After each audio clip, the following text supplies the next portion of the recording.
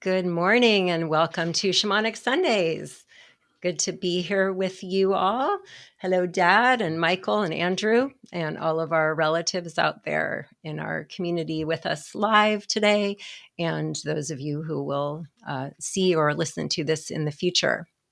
So I'm going to actually start us off with a prayer of gratitude instead of passing that baton over to you. Good move. Keep it yeah, I just really feel so grateful to you, Michael, Kearney, and Andrew Smyth for joining us today, and want to just really give so much thanks to our ancestor spirits, to the spirits of the places that each of us finds ourselves in as we're gathering together here today, for all of our relatives, sentient and otherwise. The swimming, drifting, floating people, the slithering ones, crawling ones, many-leggeds, four-leggeds, three-leggeds, two-leggeds, the one-leggeds, the tree people feel especially poignant today, the flying ones. And just thinking about all that had to happen right in the history of the universe for all of us to be sitting here together today. Right.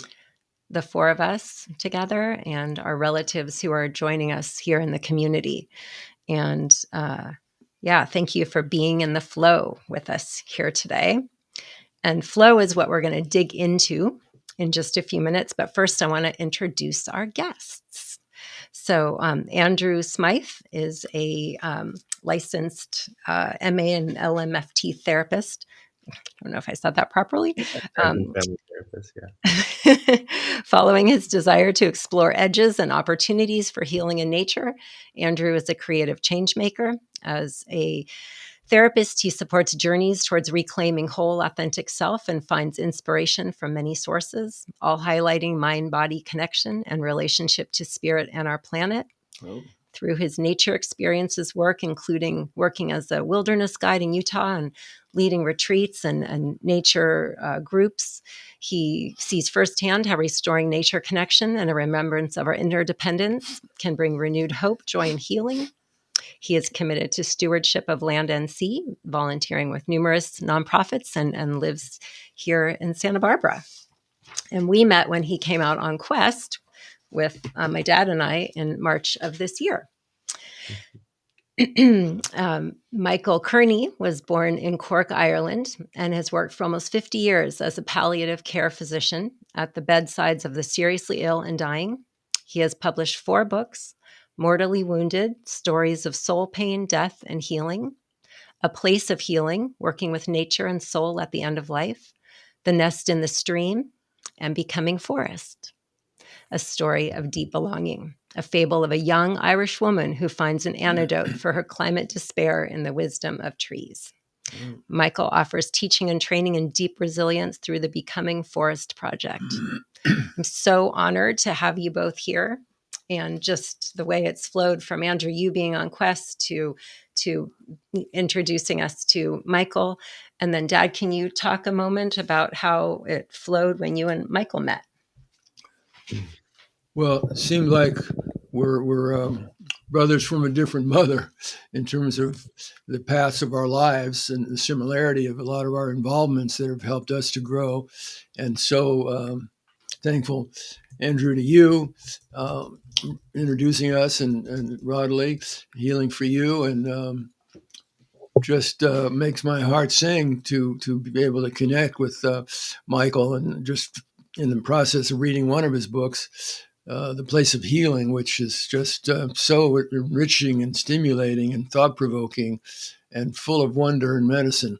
Recommend that to anybody who wants to go deeper in exploring their shadow and their deeper being, and how to integrate the teachings that come from facing into our mortality and the suffering of life, and the medicine that can transform our lives when we open to it with humility and attention. And Michael does that so well, and his wife and partner equally so. So wonderful to be here with you. And I would hope that I keep my mouth closed for most of the time, since I get to talk every week and give Michael, you a good chance to share your wisdom. So thanks for being here.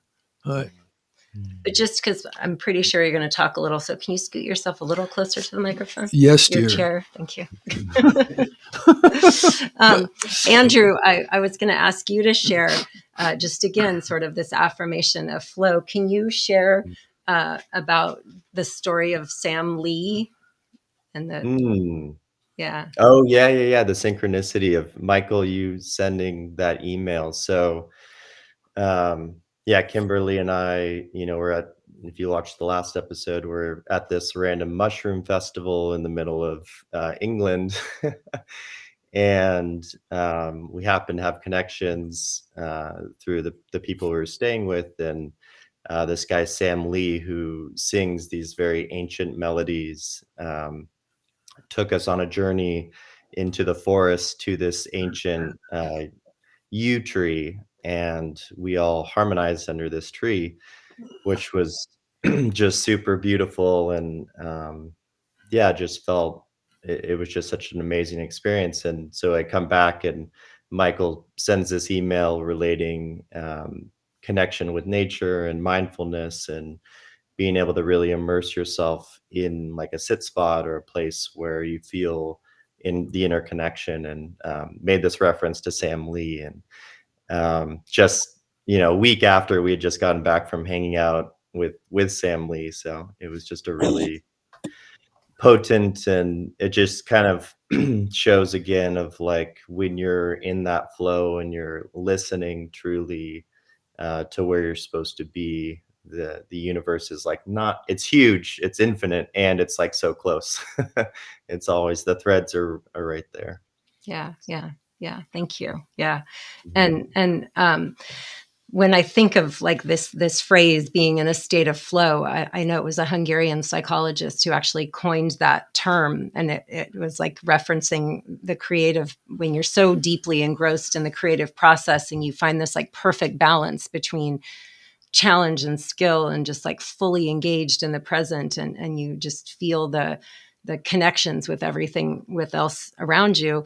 And so that to me, and I would love to get Dad and Michael, your perspective on this, that really shamanism is also about like really just tapping into that flow, right? It's like, deeply connecting to the present, aligning with spirit, with energy beyond human, and opening up to that for guidance and healing.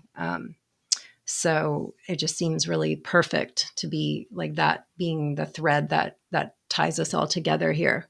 Does that sound accurate to you? Yeah. Michael, you on board with that? Yeah, I am very much so. I mean, I'm just thinking, listening to each of you, that in a way that's really been my interest since my very my beginning in medicine. I was a very disillusioned medical student. Just real quickly, the kind of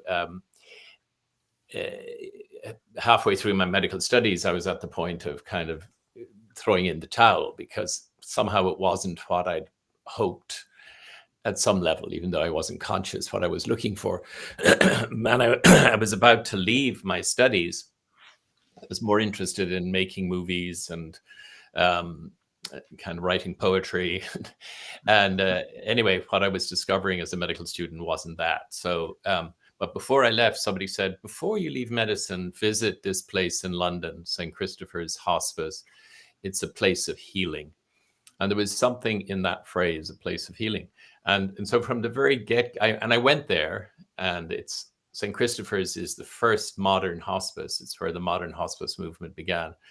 And so I went there, and just, my sense of being with people in their final days, weeks of life, and just this sense of aliveness and wholeness and being at peace and being in the flow that I experienced just being in their presence. I just knew that this is what I wanted to do. And so I kind of finished my medical studies, but my whole journey through medicine has been an interest in understanding what healing actually means, not fixing, preventing, curing, but what healing means. And I think one way of understanding that is that healing is about coming back into the flow of how it is, of how we deeply are, of that deep rhythm, and that deep harmony. And yeah, Mortally Wounded, Tom mentioned, I was at you, Kimberly, in your introduction, you kindly mentioned my books, but Mortally Wounded is where I talk about what I understand as soul pain, which is kind of at the root of a lot of suffering, whether it's our physical suffering, whether it's our emotional, psychological, existential suffering, that at the heart of it is a disconnect from the depth of ourselves, from the flow. And so my interest all along, and I think it really is akin to what you're describing, is how do we come back into the flow when, and fear is such a huge disconnector. Fear is such a huge disconnector. So how do we come back into that place beyond fear? How do we, so yes. Yeah, I love that. It's interesting you talk about, one thing that's interesting to me is that all three of you have gone into healing on one level or another, and started with a more traditional path of therapy, or being a physician or a therapist, and then you started. There was some moment for each of you that was like, that's not quite enough. I need to look for something else. And each of you ended up finding, if I may be so presumptuous as to say this, and correct me if I'm wrong, but you found that something else in connection with nature. So I wonder if you could share, Dad, we'll start with you. Like, what was that moment for you that it was like, wow, there's something deeper that I can connect to, and ties in with realizing the big nature and us as part of that. Being born in New York City and spending the first 5 years of my life in New York City, there wasn't a whole lot of nature to experience there. And it wasn't until we moved out from New York City to Southern California in the late 40s after my dad died, to live temporarily with my grandparents. My mother took me to Yosemite. I was 5 years old, and totally blew out the circuits in my mind about the huge mountains. And I got to see bear and deer and huge trees and mountains that were as high as the sky. And I felt such a overwhelming sense of joy, really, sensing the power, the beauty, the majesty of it all. That just really spoke to me. And of course, as an adult, then many years later, I returned to Yosemite backcountry on wilderness quests for many, many years. But when I was, my mother remarried 3 years after my dad died, and we moved back to the state of Maryland and lived in an area where the neighborhood was surrounded by woods. And I just remember the deep peace that I would experience when I would go walking out in those woods any time of the year, and lying down in the earth, looking up at the sky, and just being with the trees and nature. And it just gave me a great deal of peace that I didn't feel when I wasn't in the woods with nature. So I didn't have any intellectual understanding of it at the time, at 8, 9, 10 years old. I just knew that if I wanted that peace, that I needed to go out and be in the woods. And so that was kind of my entry to, as an adult, what I can phrase as the healing transformational power of being with the energy that comes out of Mother Earth and through the manifestations of nature above and below and around and within. And that this is the source of Spirit's grace manifesting to help us remember the truth of how we're all connected. And I think there's so much violence in the world. I think the original source of violence is the fear that comes from, like Michael, you were talking about, the disconnection. The Buddha would call it the ignorance of forgetting who and what we are, and thinking the entirety of our being as our bodies and physical bodies and our ego identity and the stories. And so we've disconnected from, in our awareness, the essence of our being, the Alaha, the sacred unity that we have, and we live in. That's the oneness in which we all, cosmic manifestation, lives in. And returning whatever helps us to return to an awareness of that connection, that sacred unity, is healing for the soul. Yeah.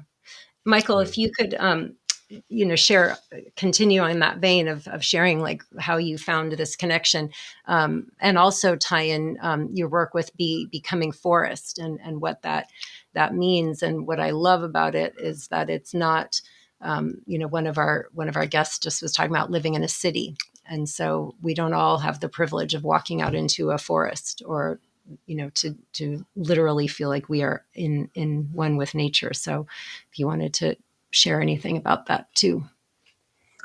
Yeah, thanks.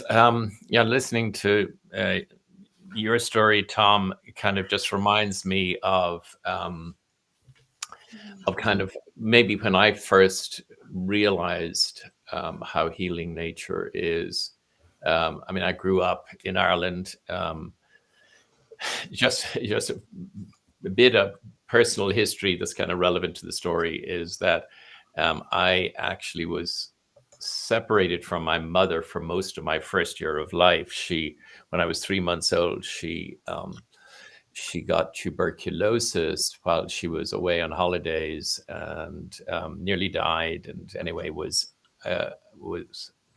luckily enough recovered, but she was out of my life for 9 of the first 12 months of my life. And so at the kind of, there is that sort of separation at the kind of core of my psyche. And so it's relevant to the story in the sense that it was when I went to boarding school when I was 12 years old.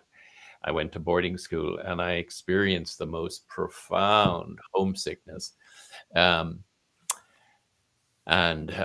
heart pain and soul pain. And where I found consolation was the boarding school was actually on 900 acres of land. Old, That was a blessing.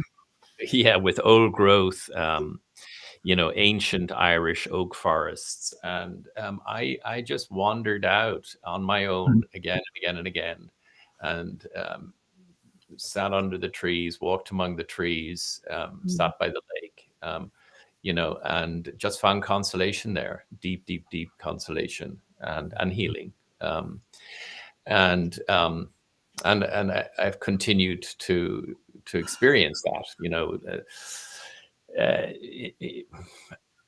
in my book, The Nest in the Stream, I talk about how I experienced mid-career that I was burned out. And again, it was in nature that I was healed and came back into that. And so I've tried to bring that into my work. And that's what I was so encouraged about when I discovered that at the very heart of Western medicine, we talk about Hippocrates, the Hippocratic tradition, which is medicine as we know it in our healthcare systems in the West, which is rational, materialistic, based on linear causality, find out what's going on, intervene, fix it. But that's only part of the story. At the very root of Western medicine is another figure, or another two figures, actually. It's the god of healing, the Greek god of healing, Asclepius, and his daughter Hygeia, and the healing ritual of dream incubation. And dream incubation was where the person who was ill, after a time of preparation, when the time was right, slept on the earth, and whatever dream they had that night was seen as a visit from the god or from Hygeia, and was the healing event. So it was working with nature for the healing of suffering and recognizing that that's where healing comes from. And Hippocrates recognized that. He saw, we can fix things. We can drain an abscess. We can fix a broken bone, but we can't heal the soul. We can't heal the psyche. You need to go to Asclepius and Hygeia, and you need to lie on the earth and open to what comes towards you. And And so you asked about becoming forest. Well, becoming forest is about my attempt to bring some of this thinking and what I've learned away from the bedside as a kind of a doctor, but to bring it especially, my hope is to bring some of this teaching and wisdom of the healing power of the earth and of nature, and of making that reconnection and opening and dropping into and rooting, and making that our basis of operation, because we were so disconnected and whirling around in our own story. And so it's a fictional piece, the story of a young girl whose grandfather gives her a task. He was a palliative care hospice doctor, and he saw that if someone had a sense of deep inner rootedness, which in terms of our conversation, if somebody was really rooted in the earth, kind of felt that rootedness, kind of really felt, in their being, in their body, at that sense of interdependence and interconnectedness, somehow the fear dropped away, and somehow they could face even the greatest uncertainty of all, death, with openness and curiosity. And so he wants to pass on this teaching, which he calls a teaching about deep security, deep inner security, in a way that young people can understand as they face such an uncertain future because of our world on fire. And so that's what the story in the book is. Aisling going on a quest to, first of all, understand what does this mean for herself in her own experience, and then to try and find a way of passing it on. And I don't want to give away the whole story, but right, we want people to go get your book and read your book. no, but she does find her answer in the wisdom of trees. Yeah. And Andrew, you bring the work with trees and connecting people to nature into your work with your clients. And I love, Michael, what you said about, the young people being in this world on fire. And I think it's not just the young people, it's many of us of many generations. And there's a lot of pain in the world, in people's lives. And so, Andrew, could you share a little bit about what trees and nature connection mean to you, and how you use that to guide people in your work? Yeah, it's interesting. I kind of have like a similar story in terms of, I think it's funny.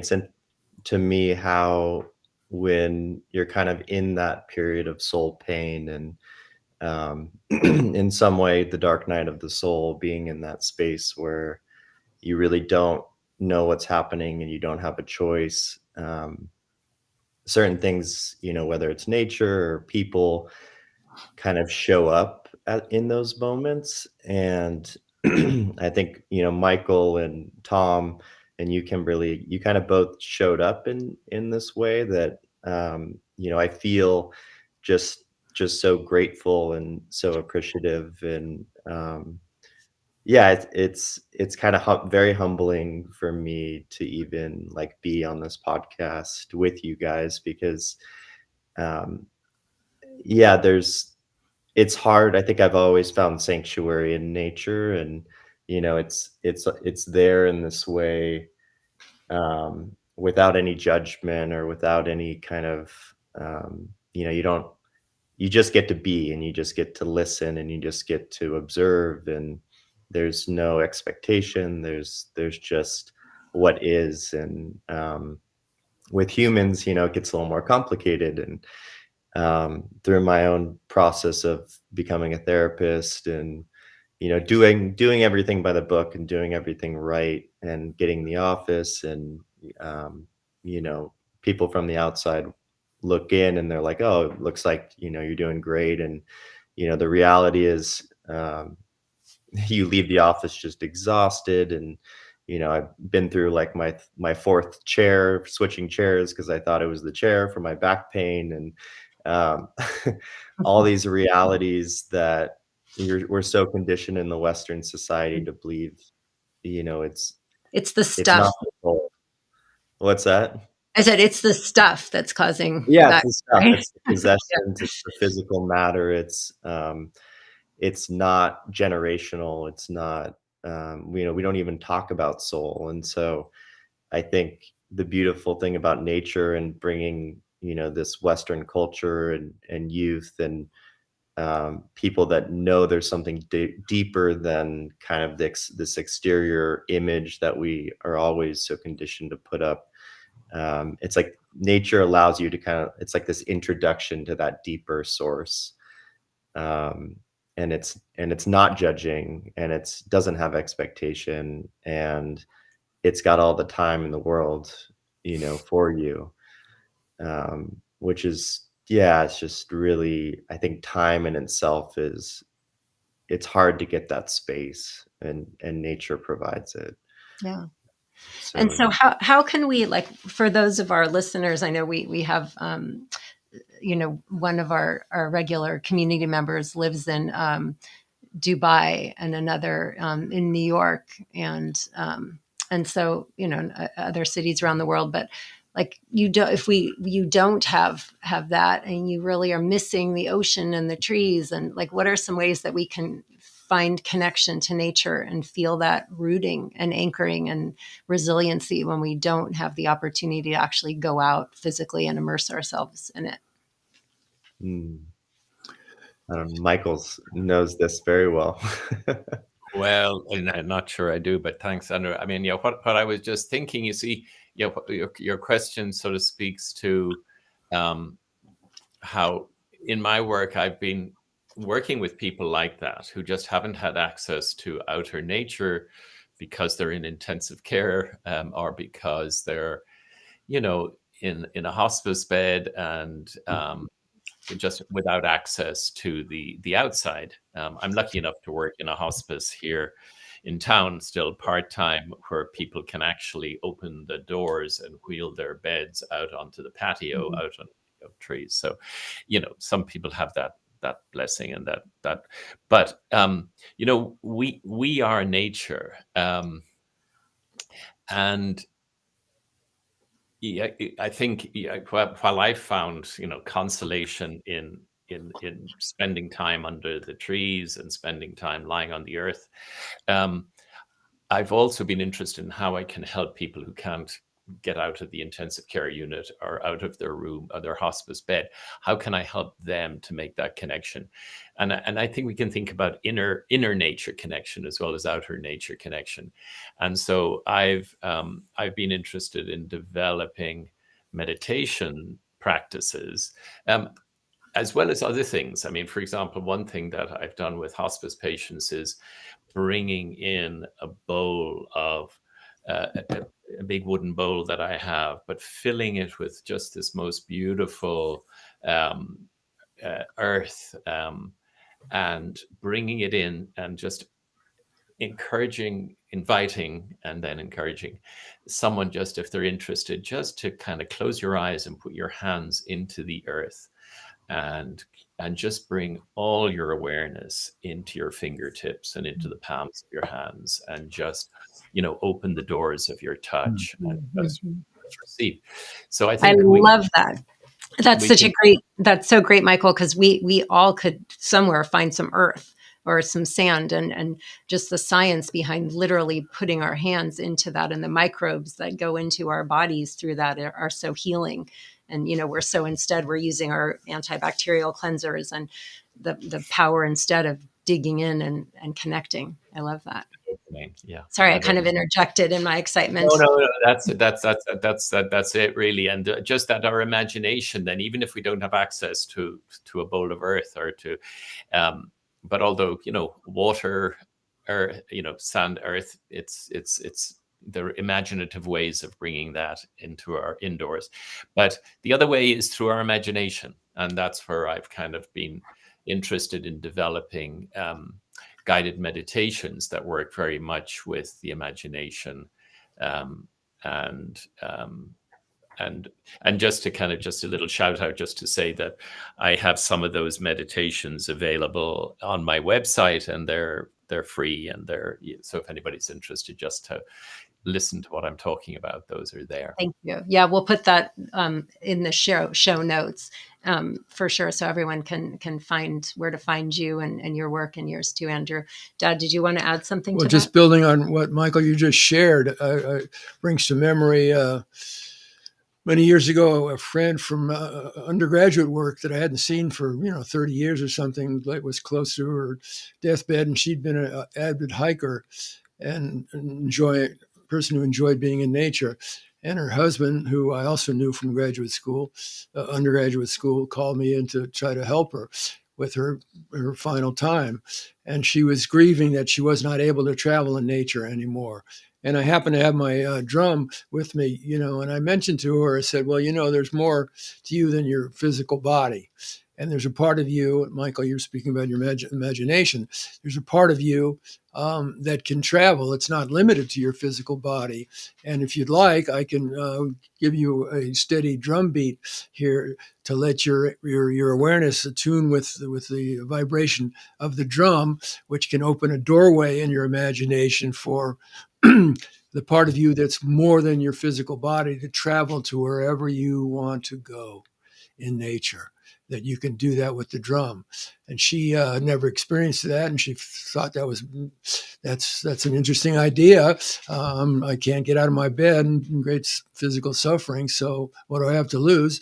So she closed her eyes and she said, yeah, let's go for it, and started the drum beat. And she just she came back from her experience of connecting with nature from almost literally her deathbed with joy, with this big smile on her face and happiness. And it's just a testimony to how we can learn how to use the mind and your meditations, Michael, helping to do exactly that in a way to help us transcend the physical body identification and suffering it may be going through, to access this deeper part of ourselves that does transcend our physical being, and access ourselves to the resources that we can experience even in our deathbed physical suffering, to open our hearts and open our minds and hearts to the presence of love, the presence of spirit, even as we're going through difficult times. So, and also just one other thought, connecting with what you were talking about earlier, Michael. One of the reasons I go on Vision Quest for over 50 years now is to do precisely what you were speaking about in the old way of healing, to lie on Mother Earth's body. And as I was taught, to incubate a great dream, incubate a medicine dream that can bring you guidance and insight and power to be able to live your life in your integrity and authenticity and walk your heart path to completion. So there's so many intertwinings of our lives and our experiences that have brought us. Actually, I had an image in meditation a couple of days ago, you and I and Andrew and Kimberly and Rodley, that we've taken different paths and some similar paths up to the top of the mountain. And we found ourselves, oh, look who's here. And we found ourselves at the top of the mountain, all seeing and understanding and valuing and working to try to integrate and share with others what we've learned from what we've seen, been gifted by grace to see and understand, to share with others in a good way. And hopefully we're doing that through this program that came out of Kimberly's visioning. Yeah. Gosh, I feel I want to do this again with the three of you. There's just so much richness. Andrew, would you share, do you have access to that poem that you shared with me a few days ago? Do you have that with you? Mm-hmm. Kimberly, Yeah. could I just jump in? Because please just do. really quick with a quote before we, and I'm looking forward to Andrew's poem, but I wanted to, because I've been lucky enough to be on Vision Quest as well on a number of occasions, and just lie on the earth and wait and open and listen. It's a quote that actually is from the American novelist Henry Miller, and it's when he visited Epidaurus, which is the kind of center, the birthplace of ancient healing. It's the center of Asclepian healing, of temple healing in ancient Greece. And he had a sort of an epiphany experience when he was there. And he writes about this, and he talks about peace. And he's not talking about the cessation of hostilities. He's talking about that peace of heart that passeth all understanding. Mm-hmm. And he says, how do we get there? And he says, I know what the cure is. It's to relinquish, to surrender, to let go, so that our little hearts can beat in unison with the great heart of the world. Beautiful. Oh my gosh, that's beautiful. May it be so. May it be so. Thank you. Yeah. Yeah. Andrew's poem. Oh, well, it's not my poem. I didn't write it. But David Wagner did. It's called Lost. All right. Stand still. The trees ahead and bushes beside you are not lost. Whenever you are is called here, and you must treat it as powerful stranger. You must ask permission to know it and be known. The forest breathes. Listen. It answers and have made this place around you. If you leave it, you may come back again, saying, here. No two trees are the same to raven. No two branches are the same to run. If what a tree or bush does is lost on you, you are surely lost.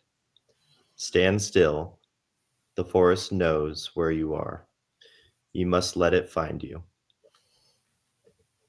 And that's by David Wagner. Oh, I love that. Thank you. The last part of it, to me, just feels so powerful. So I just want to repeat that. Of the forest knows where you are. You must let it find you. And that goes back to me, I think, of what some of our guests were sharing, and many of us, we don't have access to, as we said, physically go there. But I also think of just the network of the roots, right? How they go out into the world, what's it called? The Wood Wide Web. And so I just have this image of maybe we can't all actually lay on the earth today or at any point in the next few weeks or months.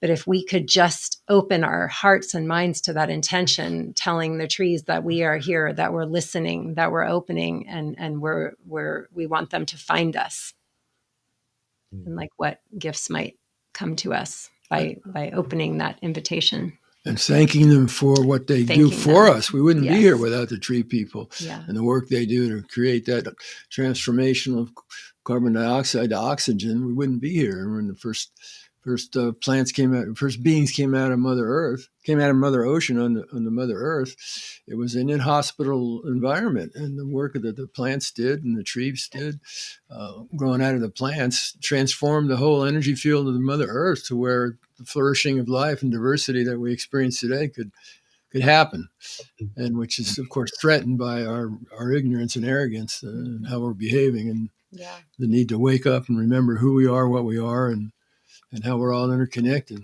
Yeah. When we were, thank you. When we were in England a few weeks ago, the gentleman that we were doing some work with, Giles Hutchins, he was talking about the plants and the trees feeling us as we walk toward them. Like they know we're coming toward them before we even are, I've been raised in a way that as I go into outer nature, I give thanks and thank the trees and the plants and the animals and the spirits of the place. But it never, I don't know that I'd thought of it in that exact way, that like they feel us coming. And so the more that we can come to them, whether it's, through the cosmic rays, if you will, or physically going to them with gratitude and opening up. Michael, would you, we just have a few minutes left here. Would you lead us in I know it's not always the nicest thing to say in a short little meditation when you could lead us for hours of something, but just if you could lead us in a couple moments of dropping in, connecting to the web of trees and little slice of becoming forest. Okay, I will. I'll try. Okay. As you say, yeah, usually kind of, but it usually is a little longer, but I'll try and do this in maybe 3 or 4 minutes. Okay. Thank you. Appreciate So, that. okay.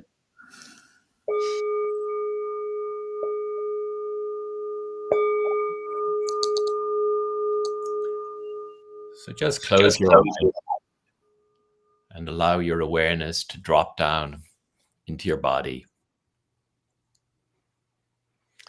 And allow your body to drop down into the earth, into the sensations of firmness and solidity. And just sense into that contact, that sense of rootedness, that sense of being held. For just a few moments, allow yourself to rest in this sense of contact, of connection, of being held.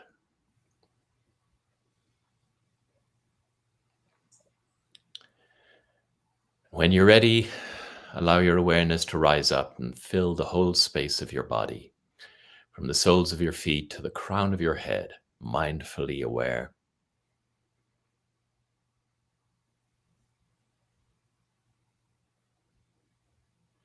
And as you're mindfully aware within your body, I invite you to notice wherever in your body you're most aware of the movement and sensations of breath.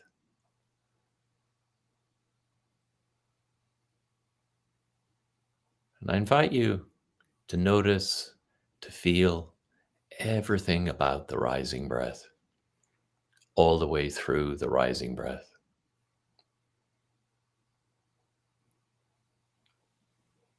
To notice and feel everything about the falling breath, all the way through the falling breath.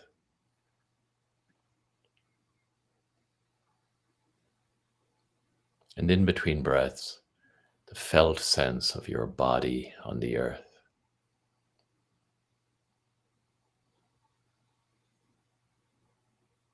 Rising breath, falling breath, earth body.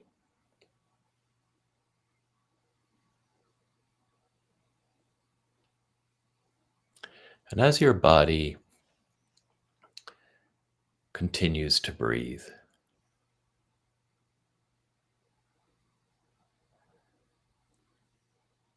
I invite you to know that with the rising breath, you're receiving oxygen from the leaves and the trees and the forests around you.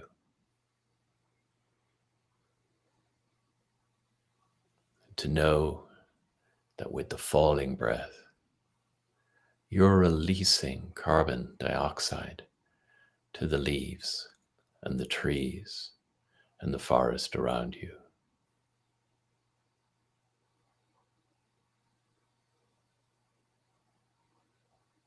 Your breathing in is leaves breathing out. Your breathing out, leaves breathing in.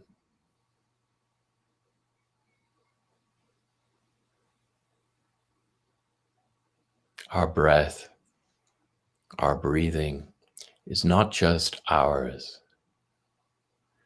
Our breath, our breathing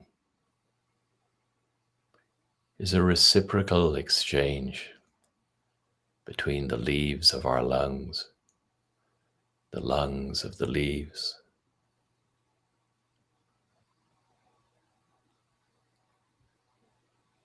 So for now, simply let go of words and thoughts and concepts and allow your awareness to fall back into your body, to alight once more on the gentle rise and fall of the body's breathing.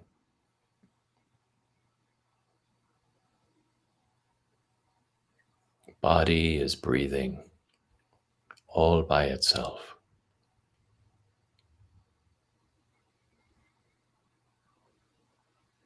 Heart is beating all by itself.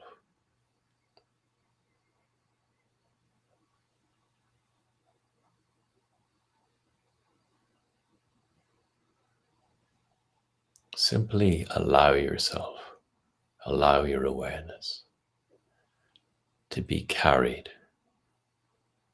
in this effortless, reciprocal flow.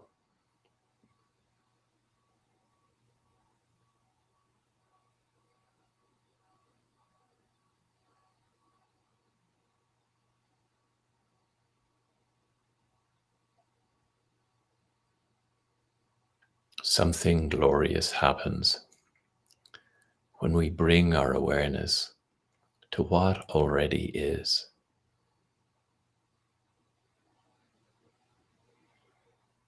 Blessing breath with our awareness. We're saying yes to the great mystery at the heart of life.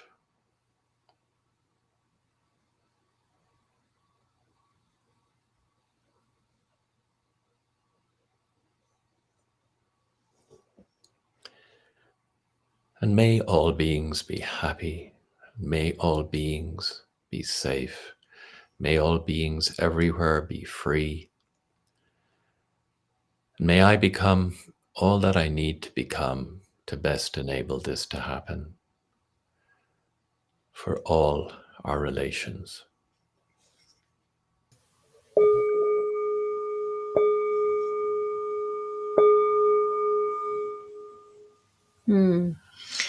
For all our relations. Thank you so much. Beautiful. That was so beautiful. That phrase, our breath is not just ours, and that your breathing out is leaves breathing in, and the reciprocity of that is such a beautiful thing.